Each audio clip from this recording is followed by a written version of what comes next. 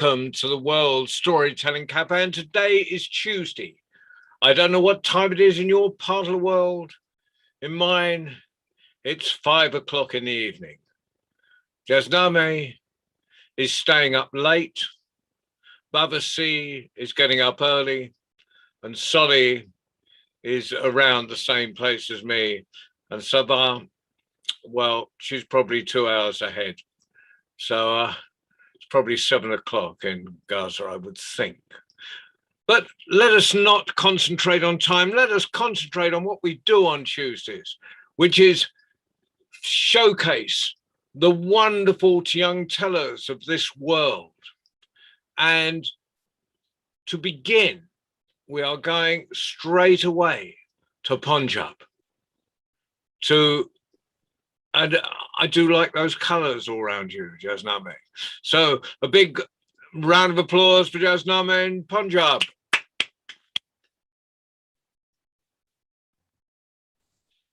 Hello everyone, my name is Jasnami and today I'm going to narrate you a story of this happy Rajma.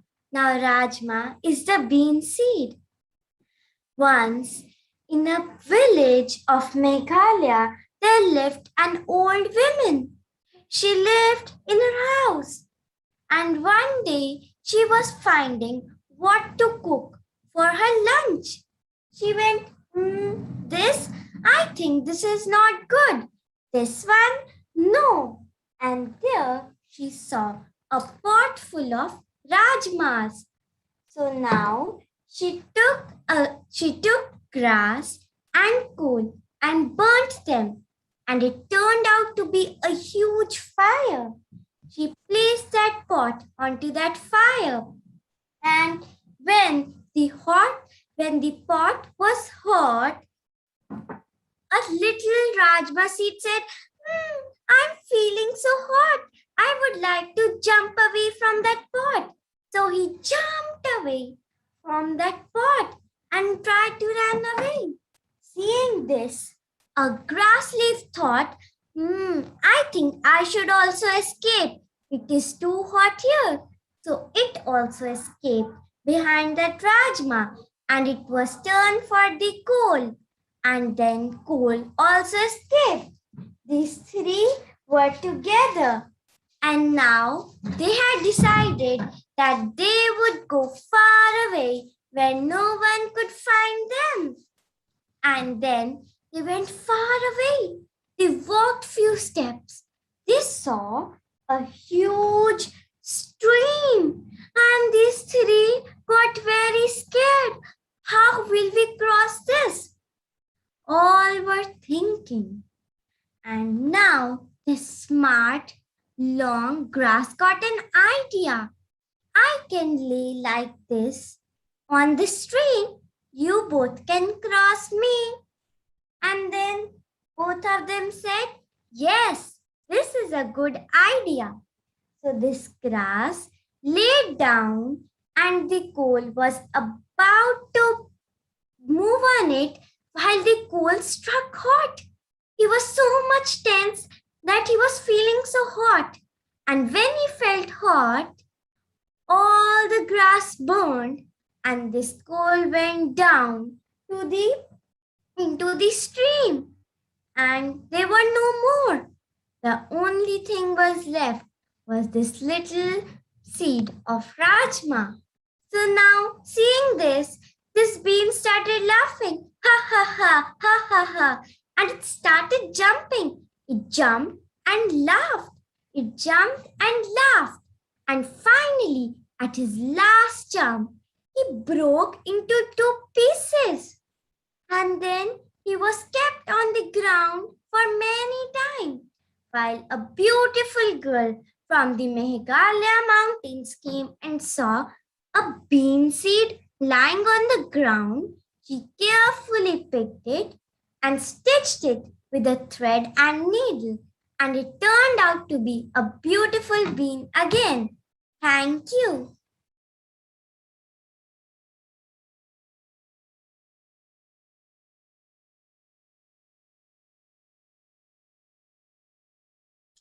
Yummy. That was, as I saw I was muted. Jasnami, that was a wonderful story. Where was it? Where is the story from? It is an Indian folktale from Meghalaya. Marvelous, marvelous. Right. Well, that was what a great start to the evening. So it's Solly next, and then Elsa, welcome. And hopefully Sabah's students, Hala and Hala, are going to be able to join us. Yeah, you were going to say something, Jasnami?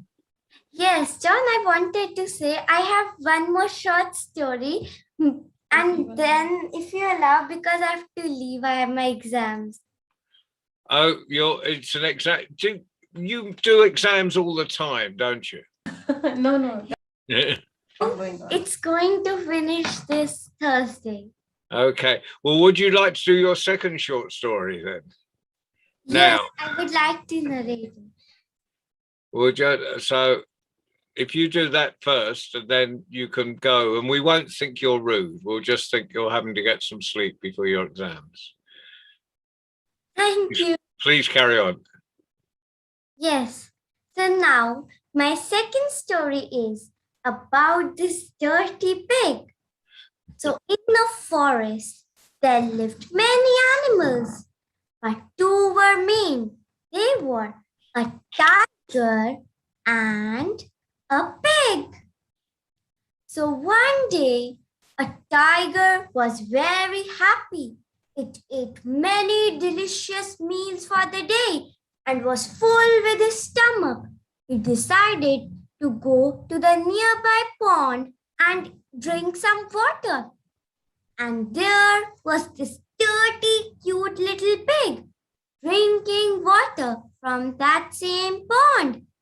And when the tiger arrived, it bent down to drink water. It could hear some smell. It could smell something very dirty. And it was the dirt of this pig.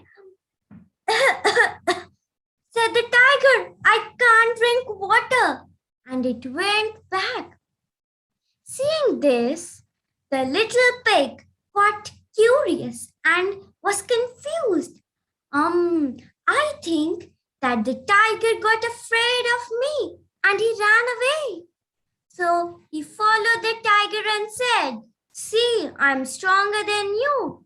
And the tiger could not bear that stinking smell of this pig. So he ignored him and walked.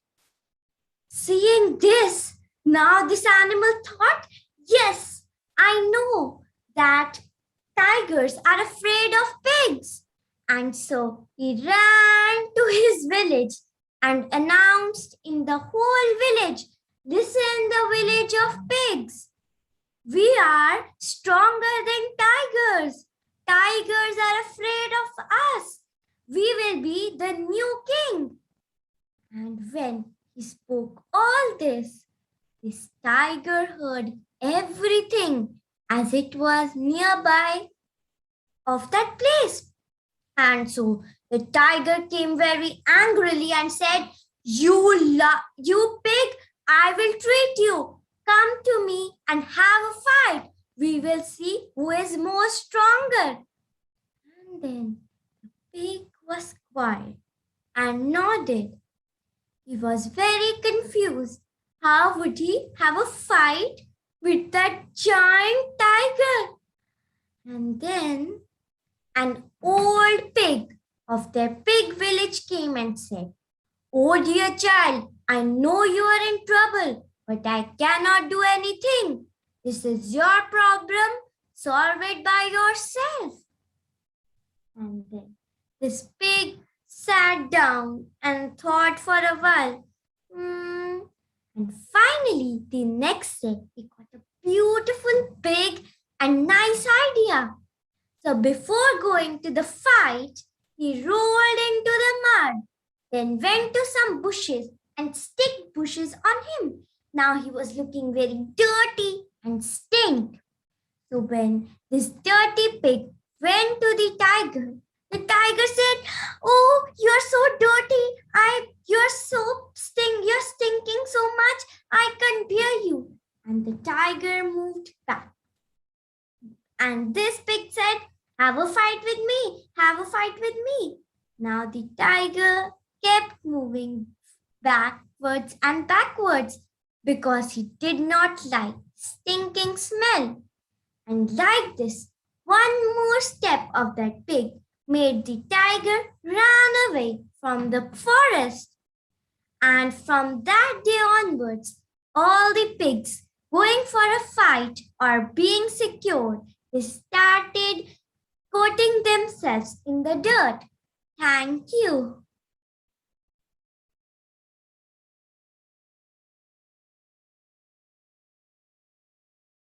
I always wondered why pigs were happy, rolling in mud. Solly, are you still with us with your video and your words? Solly, I think Solly, there you are. Have you got a story for us, Solly? Yeah. Thank you. Okay. So my story, which I have learned finally, is about, well, let's just start. Long time ago in far off land, there lived a king. He was an all right king. He was kind to his people. Oh, he was good. But there was one thing the king really hated, and that was bath time. And he just could not bear it. And he just did not like water at all. And the king hadn't had a bath for a week. He hadn't had a bath for a month. He hadn't even had a bath for a whole year.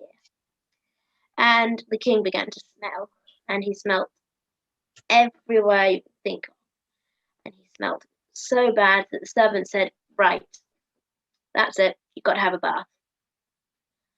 So one day the king walked down to the river, and everybody in the kingdom was watching. And they'd all bought soap and towels and everything for the king. And the king got in the water and he called for the royal soap, and he washed himself. Then he got out and called for the royal towel, and he dried himself all off, put back on his robes, and walked back up to the palace. But when the king got up to the palace, he noticed his feet were dirty.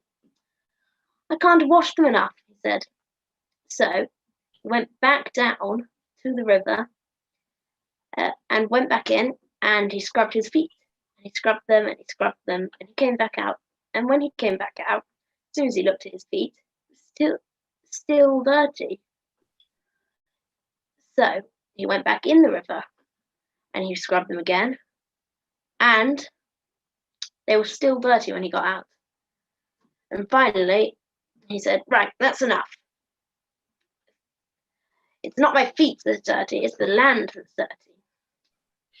And he called for his servant Gabu.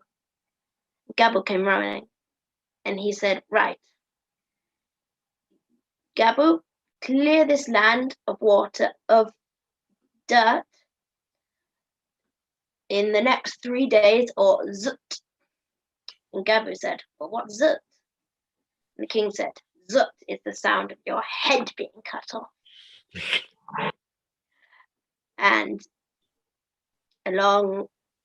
And Gabu went along, and he sat under his favourite tree and thought, "What am I going to do? The king's going to cut my head off if I don't get rid of all this dirt." And then he had an idea. Well, when things are dirty, you brush them. So he went to the village and he called for everyone. And he said, "Everybody, take out your brooms and begin to brush the land."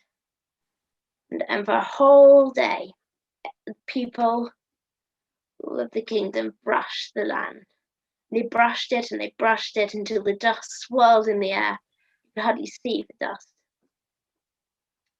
And the king came out and he said, "Gabu, I asked you to clear the land of dust, not to fill the air with it." And so Gabu ordered the people to stop brushing. And then he thought, well, if something's dirty, you have to wash it. So everyone bought a cup of water and everyone began to pour the water onto the land. They poured and they poured, and the water came higher and higher. It came up to Gabriel's ankles, it came to his knees, it came to his chest. Finally, it was above his head. And all the houses were covered, the mountains were covered.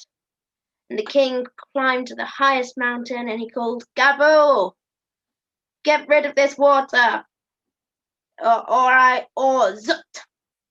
So Gabu stopped everyone from, no, so Gabu ordered the people to stop pouring water. And then he sat down and thought, he only had one more chance left. And he thought and he thought. Then suddenly he thought, maybe I don't need to clear the land of dust. All I need to do is cover it. Everybody in their house has a piece of leather and a needle, and everybody can sew. So he called to the people of the kingdom and he said, everybody take out all your leather and your needle and get sewing. And they sewed for a day and a night.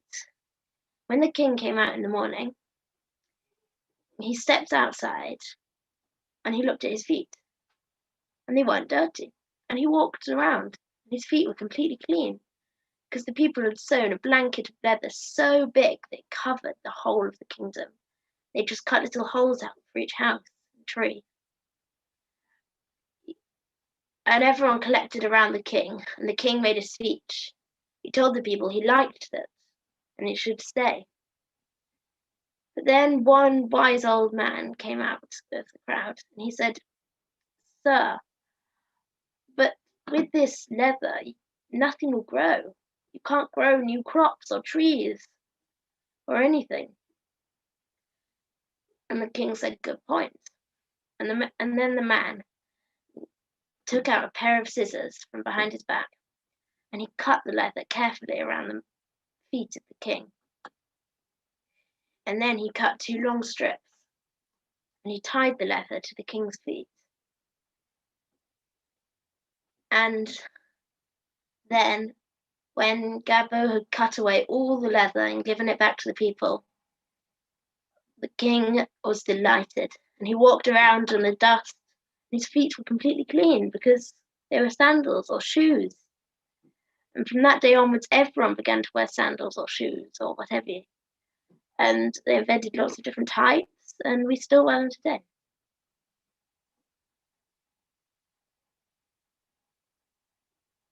Fantastic. And it was brilliant, because this is before you read, you've not told, and it was so much better with you telling, and you were using your own voice and you were putting your own words and expressions into it. It was really well done. Another round of applause for Solly throwing away the book and fantastic. Okay, right, we go up to the university, and there and the halls of the residence, and in Edinburgh, you see, they're just a little. They're just a little better in Edinburgh than the other side in Glasgow. It's all manual work in Glasgow. It's all it's all highfalutin academia in Edinburgh. But within academia is our very own Elsa Dixon. So please put your hands together for Elsa Dixon. Thank you. Yeah, Glasgow is its own thing. It's just being autumn over on the west coast. My big brother is from goes to Glasgow and bullies me all the time because I'm vastly inferior. I didn't really prep a story for today because I may or may not have forgotten it was Tuesday because I don't keep track of time anymore. And I live in the library and drink coffee. So Jasnama's story reminded me of this one. So here we're gonna go. I don't know if I've ever told this story before, but it lives in my brain. So let's go. And it takes place, as all the best stories do, a long, long, long time ago, when the world was young, when the grass was greener, when the sky was bluer, and the sun shone that little bit brighter. And on this day, all the birds who were rather newly formed all gathered together because the birds had decided that they wanted a king. The people on the land had kings.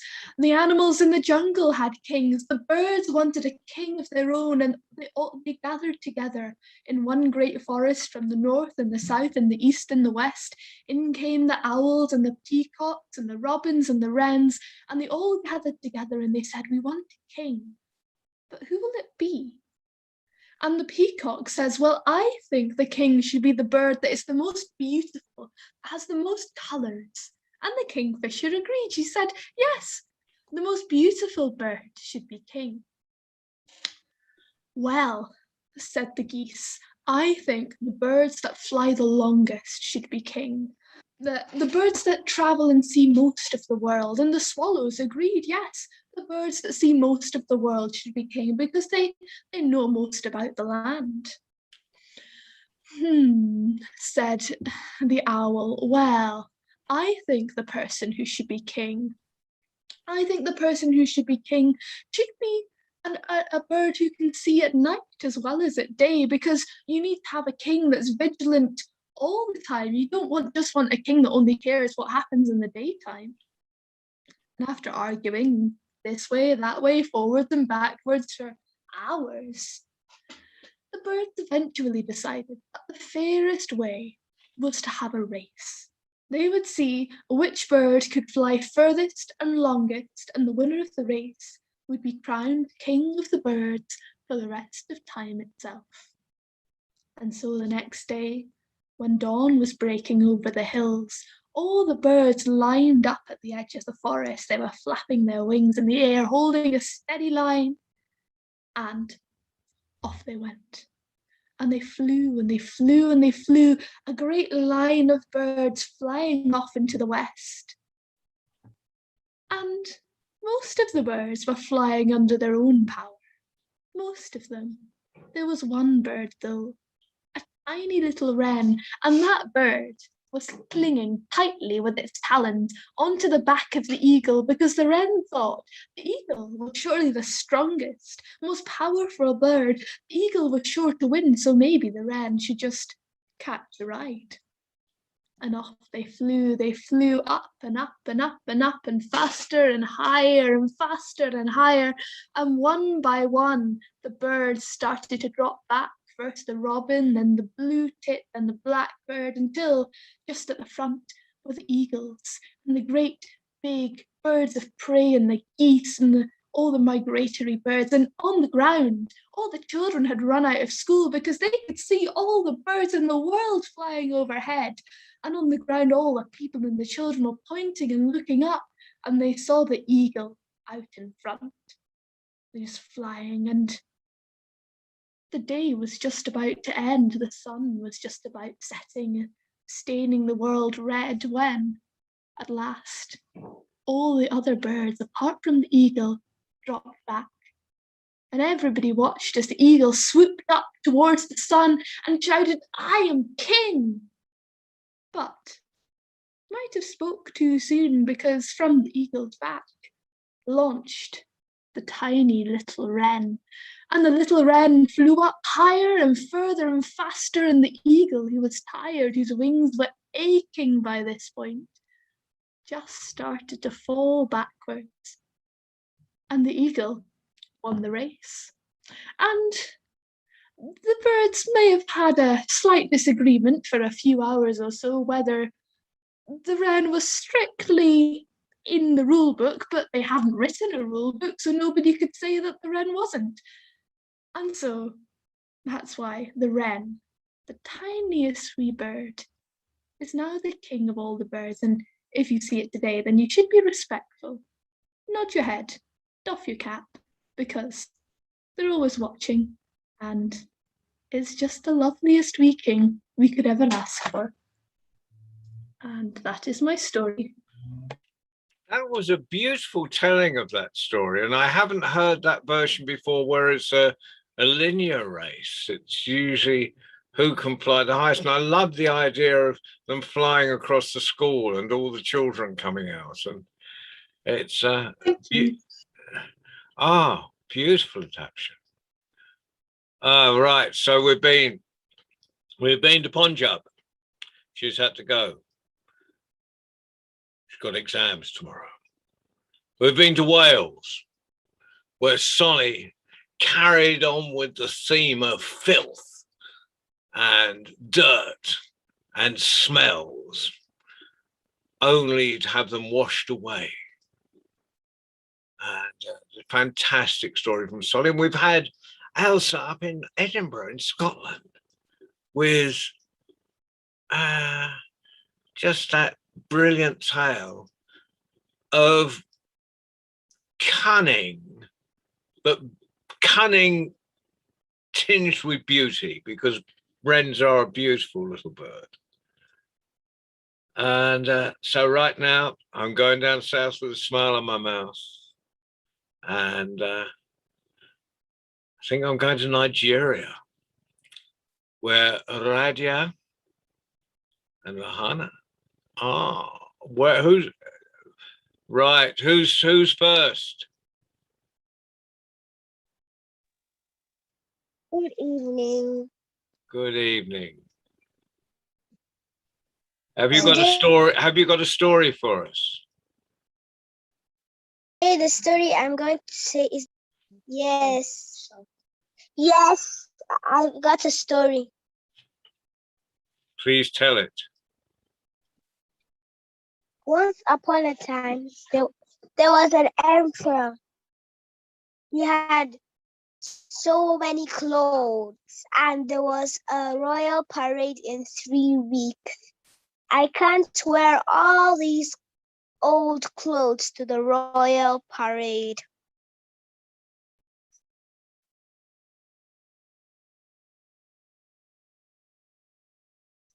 But they are the finest for new clothes, said the emperor. There were two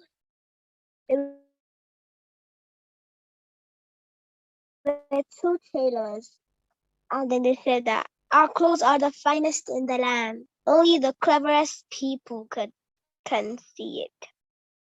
The minister said, I need some clothes for the emperor. And they started weaving and cutting and sewing nothing. And then the minister said, what? I can't see a thing you're doing. Can't you see all these swirly patterns? Oh, okay. He acted like he could see it. When they were done doing the pretend clothes, they presented it to the king. The king said, wow, these are only the cleverest people can see it. They're so light that you might not know you're wearing it at all. So the emperor wore the pretend clothes, and the two bad tailors got away with it. And then when it was the day of the royal parade, the emperor went out wearing nothing at all. And then all the children said, the emperor got no clothes on. And then the other people were saying, what a silly man, what a silly man. And then the emperor was angry. The minister told him to get clothes for him. When it was the end of the parade, the emperor learned his lesson. to always be grateful to the clothes you have. The end. Thank you. Well, that's a fine telling of the Emperor's new clothes. There is a lot of leaders, world leaders, meeting in Glasgow down the road from Elsa later this month. And some of them have been getting away with wearing no clothes, metaphorically, for years. So there's right now,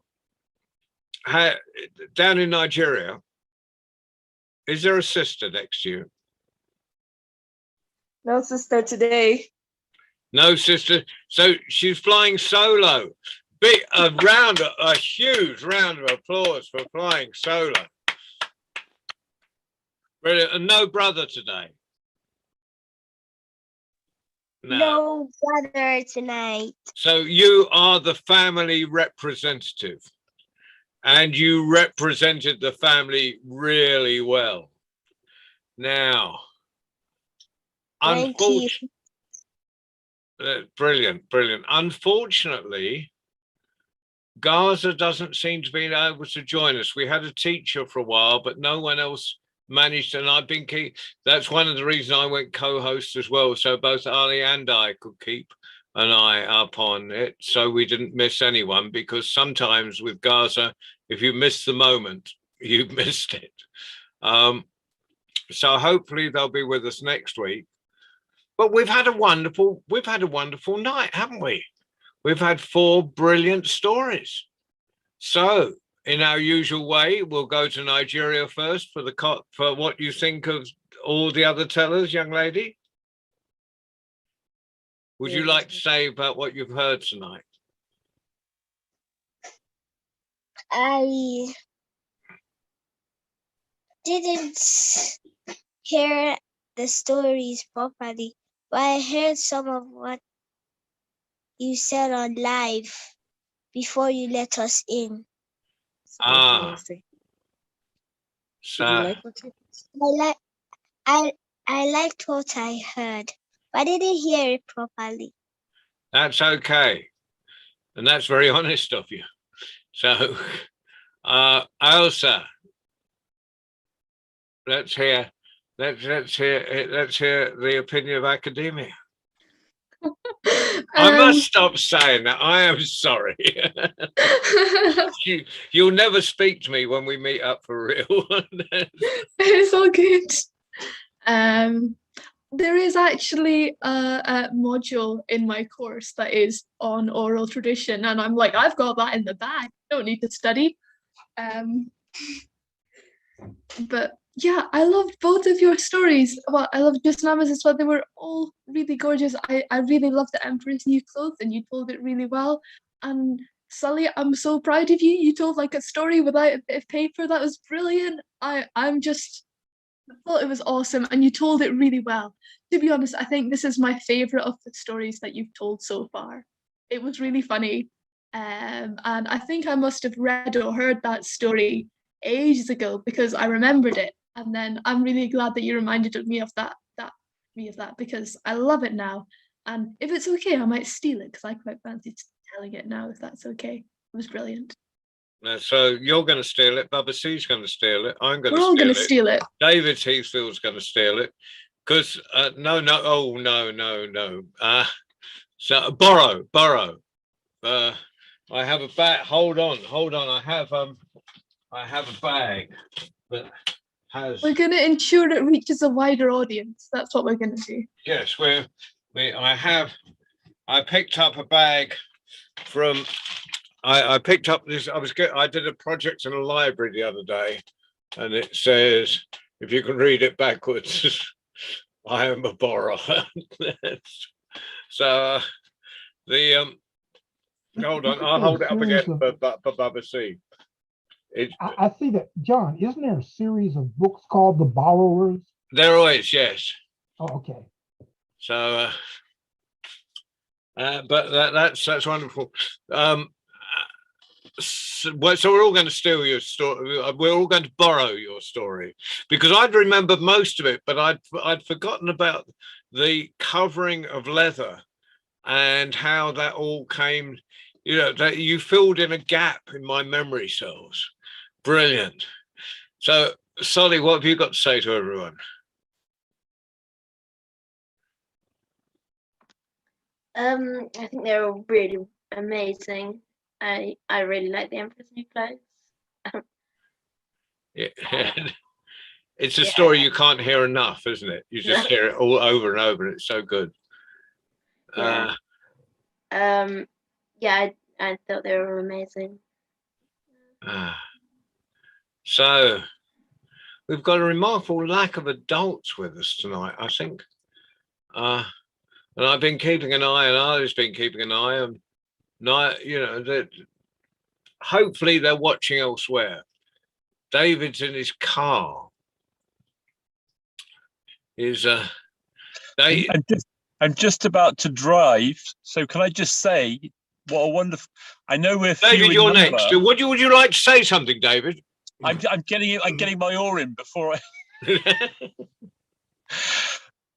It was a small group, but what a lovely set of stories. I really enjoyed them all. I love the wren, and I love that story. I was hearing a version just last week with the hummingbird and the condor from Peru. It's the same story, and lovely retelling of The Emperor's New Clothes from Radia, and I really enjoyed Jasname's both her stories. But I've just got to say, Solly, as of now, you are officially a storyteller. That was really wonderful. Right. So, Baba C. Wow, the storytellers have been great today. Princess Radia, I am impressed with your growing confidence and how you're becoming a better storyteller with each and every session. Elsa, your rendering of that story was on par. Jasmine May is amazing. She started out very quiet. Now she has puppets and pictures and drawings and backgrounds that are changing. Wow, that was great. But today, Sully, I tip my kufi to you. I tip my crown to you, because today I agree with David. You truly became a storyteller. Nothing wrong with being a story reader, but you became a storyteller. And I like your story for several reasons. One, it's not every day that a man gets to boot the king and get away with it. And I just had to get that in. So thank you very much. Mad Hatter you may be, but storyteller you are with glee. I'm done. Right. Ali, have you got anything to say to our people? Ali, you sit there every week, and you've heard probably more stories than anyone else on the camp. Hi, John. Can I hear? Yeah. What did you think about Young Tellers tonight? They are amazing. Yeah, I think so. Well, you will come back and join us next week. Okay. Hi, John. So you're coming back. You're coming back next week. Yes, it's Rashida, Radia's mom. Right, yeah, I thought it was Rashida. I was going by David, and David always gets it right. I thought it was Rashida, yeah. Now David has misled me, and I should have gone with my own conviction. No problem. Radia is right here. I just wanted to also just add, as an adult in the room, as usual, I loved all the stories Elsa's telling really blew me away. A pity we got in a bit late, so I didn't get to listen to the other stories, but I love the hat. That's so beautiful. She's taller than yours, John. Yeah, I know. I've got hat envy. All right. So Young Tellers, I love listening to you. Please keep it up. Thank you. Well, we will always keep up the Tuesdays. If everything else disappears, the Tuesdays will continue. So everyone has spoken. And a short but quality night, I think. A night of enormous quality. Well, see you all next Tuesday. Please come and visit us again.